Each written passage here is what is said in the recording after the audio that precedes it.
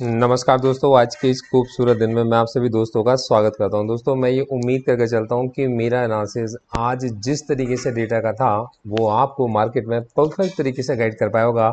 और जैसा जैसा हम लोगों ने इस डेटा को रीड किया था मार्केट में, वैसा वैसा दिखाई भी होगा। दोस्तों, मैं आपको एक एक चीज़ एक्सप्लेन करना चाहता हूँ और इसी के साथ मैं आपको अपने आगे का व्यू भी समझाना चाहता हूँ।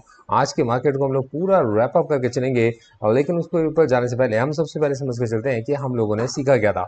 तो देखो दोस्तों, मैं आपको कॉन्टिन्यूसली एक स्ट्रेटजी सबसे पहले मैं आपको बता के चला था मार्केट के अंदर कि मार्केट में जब स्विंग्स आएंगे, इन स्विंग्स का, इन वोलेटिलिटी का कैसे इस्तेमाल किया जा सकता है। तो ऑप्शन की दो ट्रेडिंग स्ट्रेटजीज लॉजिक के साथ मैं आपको बता कर चल रहा था जिस वक्त पर मार्केट के अंदर रिजल्ट सिलेक्शंस के आने थे, अनसर्टेनिटी बनी हुई थी। एक बार मैंने आपको शेयर किया था कि 23,100 से मार्केट के अंदर एक रिवर्सल के बारे में, कि 23,100 की पुट को अगर हम लोग बाय करके चलते हैं और 23,000 की पुट को अगर हम लोग बेच के चलते हैं तो उस जगह पर कैसे रिस्क और रिवॉर्ड कैलकुलेट किया जा सकता है, कैसे डेबिट स्प्रेड या क्रेडिट स्प्रेड क्या होती हैं, ये मैं आपको सब चीज़ें बताकर चला था। दोस्तों, उसके बाद फिर मैंने आपको बताया था कि यार मार्केट के अंदर अगर किसी तरीके का कोई रिवर्सल के साइंस बनते हैं तो मार्केट अगर पलटेगा इलेक्शन पीरियड के बाद में, तो मार्केट अगर पलटेगा तो मार्केट के पलटते समय पर वो स्टॉक्स जो अपने हाई के पास हैं उनके अंदर एक अच्छी खासी करेक्शन हमें देखने को मिलेगी, क्योंकि जो ओवरवेलमिंग रिस्पॉन्सेज थे या मार्केट के अंदर को जो बहुत ज़्यादा लोग किस चीज़ को लेकर बुलिश थे, तो जिन स्टॉक्स की वजह से बुलिश थे उन स्टॉक्स की वजह से इंडाइसेस ऊपर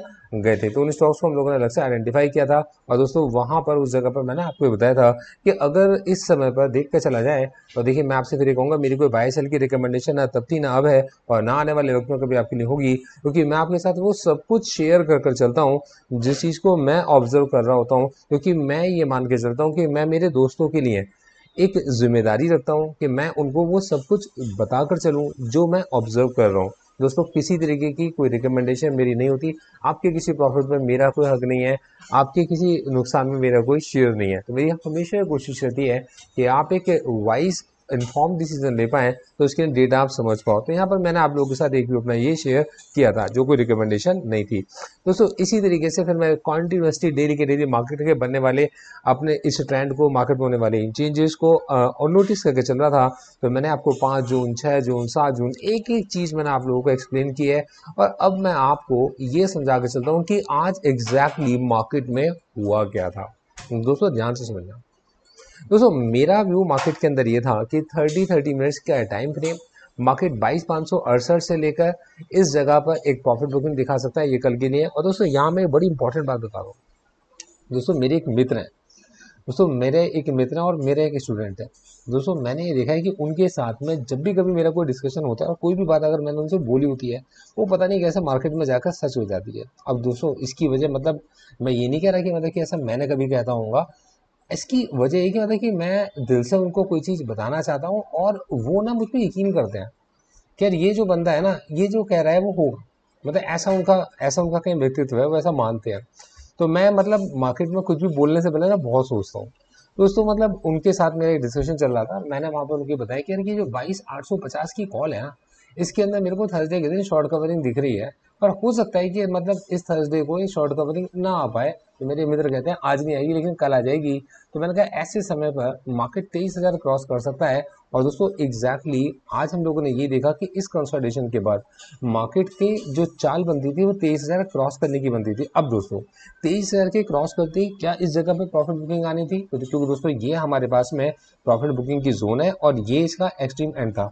तो यहाँ मैंने आपको एक बात बताकर चली थी कि 23,000 को क्रॉस करने के बाद अगर 23,000 के ऊपर पुट ऑप्शन पर अगर राइटिंग चलती है और राइटिंग अगर बढ़ती चली जाती है और सस्ती भी पुट अगर राइट हो रही होती है, तो मैं ये मान के चलूंगा कि मार्केट अब 23,000 को बेस बनाकर चल रहा है। मार्केट 23,000 से ऊपर की तरफ चल सकता है। तब उस कंडीशन में वो सारी नई लॉन्ग पोजीशंस के स्टॉप लॉस 23,000 होंगे।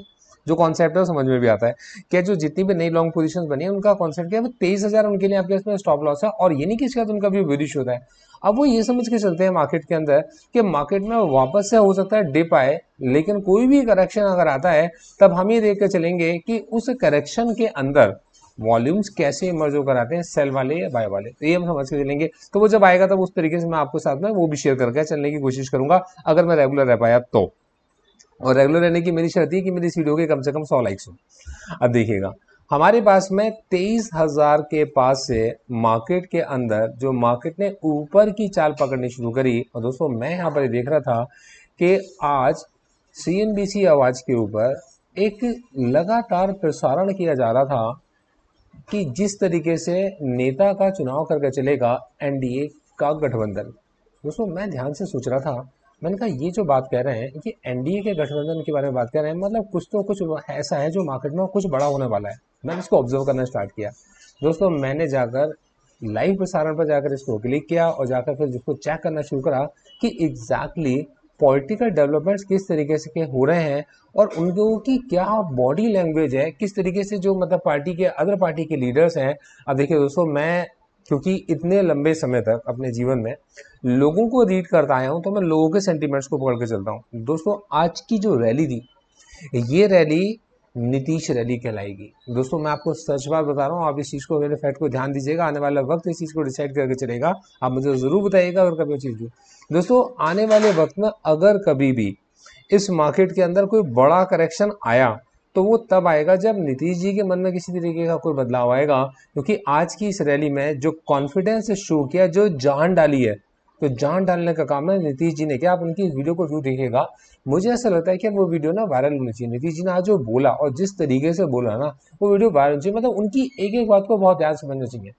उनकी बातों को देखकर मेरे ये समझ में आया कि यार देखो, मैं जवाबदेह हूँ उन लोगों के लिए जो मेरी कॉन्स्टिट्यूएंसी के हैं, मतलब बिहार के हैं। और मैं ये चाहता हूँ कि बिहार को जो एक स्पेशल दर्जा दिया जाना चाहिए, वो आने वाले वक्त में कभी दे दीजिएगा आप।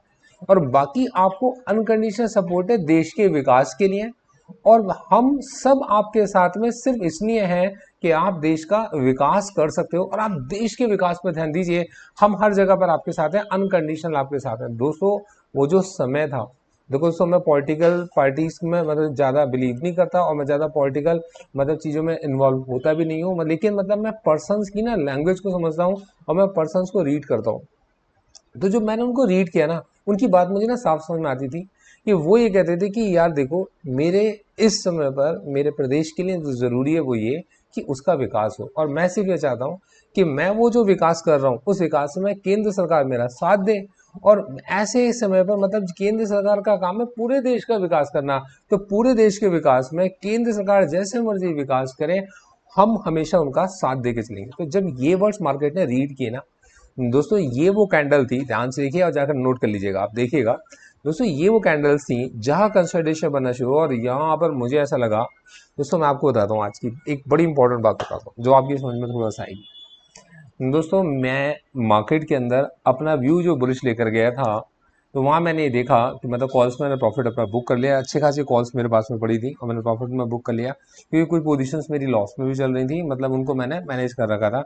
अब दोस्तों मेरे को इस जगह से एक बड़े रिवर्सल की पहले एक्सपेक्टेशन थी 23,000 के नीचे से, तो बड़े रिवर्सल की एक्सपेक्टेशन थी। तो डीप इन द मनी कुछ कॉल्स मैंने बेची हुई थी, ठीक है। अब दोस्तों deep in the money call मैंने बेची हुई थी, मेरा कॉन्टिन्यूस फ्यूचर के बराबर लॉस कर रही थी। तो जितनी कॉल्स मैंने बाय कर रखी थी उनके अंदर मैंने अपना प्रॉफिट मैंने क्लोज कर लिया। जब दोस्तों ये कंसोलिडेशन होना इस जगह पर स्टार्ट हुआ, और दोस्तों जब मैंने नीतीश जी को रीड किया, दोस्तों मैंने अपनी deep in the money calls को कट कर दिया। मैं समझ गया कि भाई मेरे ये अब रैली जो मैंने लेवल्स मार्क कर रखा है 23,521, मुझे यकीन करना चाहिए अपने लेवल्स पर, ये पॉसिबल है कि 23,521 के पास में जाकर एक प्रॉफिट बुकिंग दिखा है, हो सकता है 23,521 तक ये पहुंच जाए, जो मुझे लगा। मैं कहा मुझे यकीन करना चाहिए, तो मैंने अपनी जो लॉस मेकिंग पोजिशन थी वो deep in the money calls को मैंने काट दिया। दोस्तों उस जगह पर मैंने अपना लॉस बुक कर लिया, और दोस्तों जो मेरे पास कॉल की पोजीशन थी उनको अंदर मैंने प्रॉफिट बुक कर लिया। दोस्तों कॉल्स के रेट बहुत ज़्यादा महंगे थे, मैं रैली को एंजॉय करना चाहता था, मैं क्या करूं।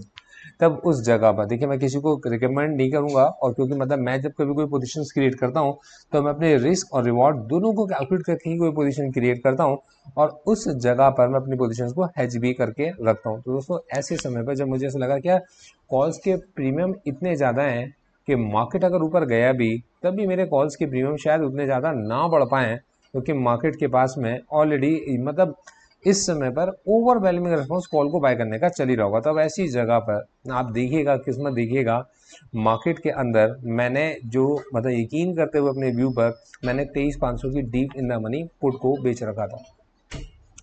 दोस्तों 23,500 की मैंने पुट को मैंने डीप इन द मनी बेच रखा था और मेरे दिमाग में था मैं उसको आज ही कवर करके शिफ्ट कर दूंगा किसी ऐसी पोजीशंस पर जहां पे मेरा रिस्क थोड़ा सा कम हो जाए। 23,500 की पुट को बेचना मतलब मेरे पास में अनलिमिटेड रिस्क था डाउन साइड का। तो दोस्तों लेकिन उसको मैंने मैनेज करने के लिए किसी पुट ऑप्शन को मैंने लॉन्ग भी कर रखा था।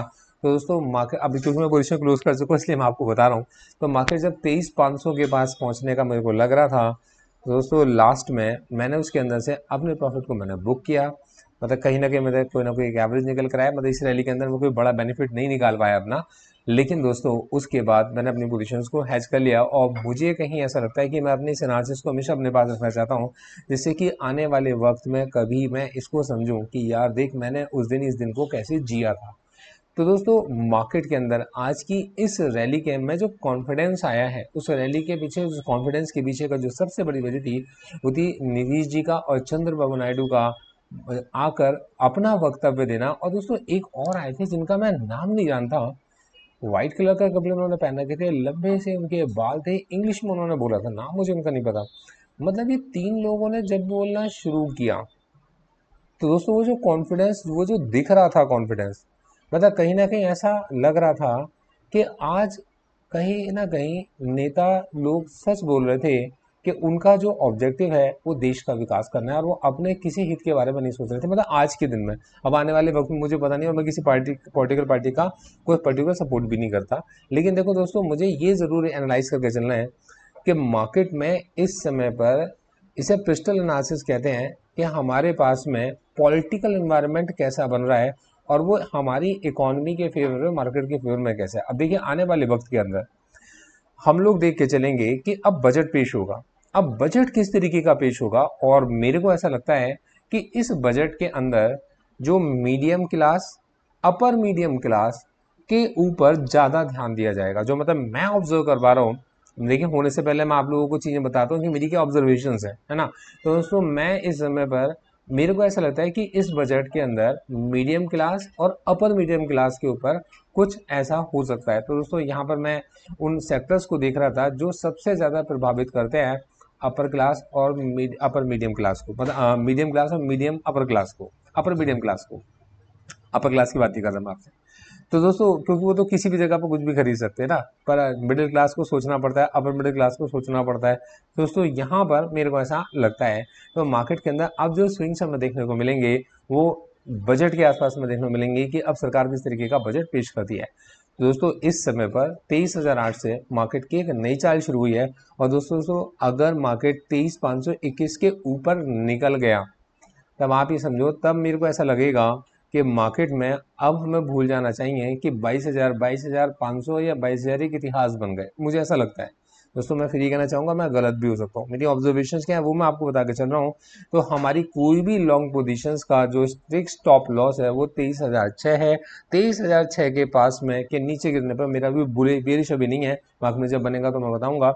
यहाँ से मेरे को अपनी पोजीशंस का जो मेरे को लगता है कि 23,006 के बाद से मार्केट में बुलिश स्टॉप लॉस मेरा 23,006 है और यहाँ 23,521 के पास कहीं मुझे ऐसा लगता है कि प्रॉफिट बुकिंग मार्केट के अंदर भी हमें देखने को मिल सकती है। बहरहाल जो भी पोजीशंस बनेंगी मेरी तो हैज पोजीशंस होंगी और मैं आपसे यही रिकमेंड करूंगा कि आप अपने कोई भी डिसीजन लेने से पहले इन्वेस्टमेंट एडवाइजर से सलाह मशवरा ज़रूर करें, अपने रिस्क प्रोफाइल को ज़रूर एनालाइज करें और मार्केट में जब भी कभी कोई ट्रेड बनाने के लिए जाएं तो उसके रिस्क और रिवॉर्ड को हमेशा टारगेट करके चलें कि मेरा रिस्क कितना है, मेरा रिवॉर्ड कितना है।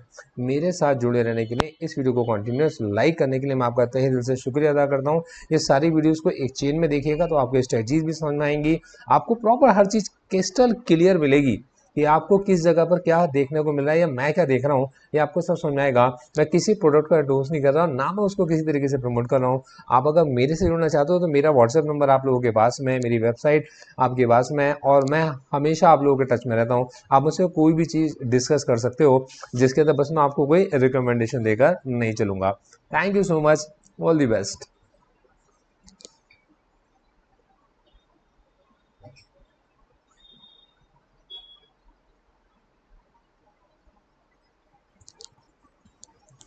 Investment in securities market are subject to market risk. Read your documents carefully before investing. Securities quoted are and are not recommendatory.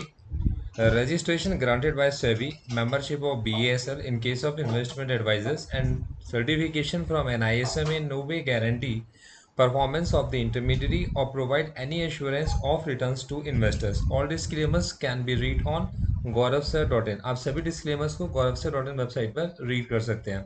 Thank you so much. आगे बढ़ते हैं.